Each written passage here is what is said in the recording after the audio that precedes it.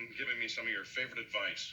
If I'd run the team my way and stop listening to Mr. Wheeler and Mr. Dempsey, Well, that's the best advice you'll ever get. Oh, say, I got a new play for you. Oh, Hazel, we're having trouble with the plays we got now. Well, I was watching the Rams game on the TV last night, and they got a switcheroo on the run-pass option play.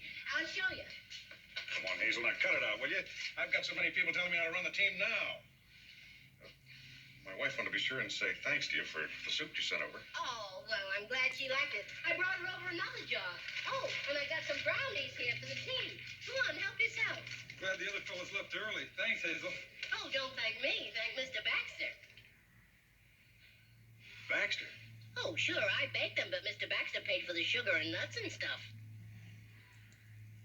Why? What's the matter? He can have them. Hazel, there's a rumor around that Mr. Johnson, the president of the league, is in town. He wants to buy back the Bulldog franchise and dissolve the team. Dissolve the team? Yes, and your Mr. Baxter is handling it for him. Who said that? Who said that? Hazel, all I'm telling you is what I've heard around town. That's the most terrible thing I ever heard. It's worse than someone stabbing me in the back in person.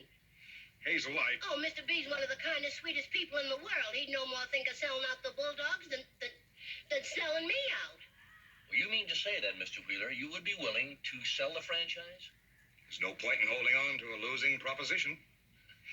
Well, may I say this meeting has turned out to be far more pleasant than I had anticipated.